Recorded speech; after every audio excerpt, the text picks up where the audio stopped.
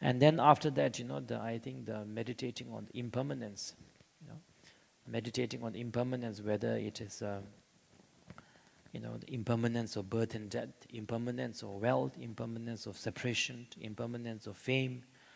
And I remember yesterday or day before, Holiness was talking about, the subtle suffering, right?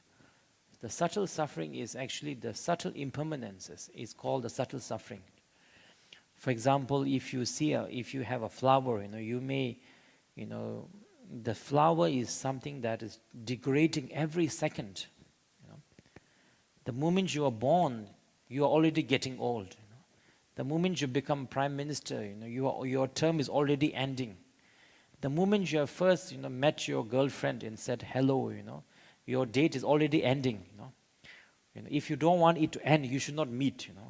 From the time you meet, the clock is already ticking. Tick, tick, tick, tick, tick, tick, tick. But you only feel that only when time to go. Oh, so sad. Right?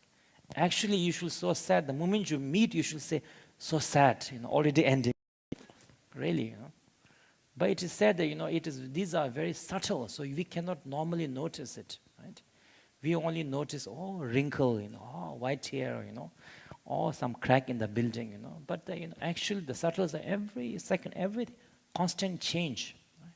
And like it's always said, you don't need to say it's suffering. It's much more gentle to say change. Yes, but it is happening constantly. Nothing is really the same. We imagine when we see somebody else, we are saying you are the same person, but even that person is not the same that was 1 minute ago. Right? That's why if it is said that if we really analyze and meditate on the subtle impermanence, we will even get some window into the meaning of emptiness. It is empty because every second is changing, so what you think exists is your imagination or your recollection, you might say. So every second, the things are changing, right? Your body is changing, your wealth, the definition of wealth is changing, stock markets are changing, sun and moons are changing, Himalayas are changing. Everything is constant change. Right? And this constant, kind of familiarizing yourself, this constant change is very important. It is important because it also encourages you to practice the Dharma, right?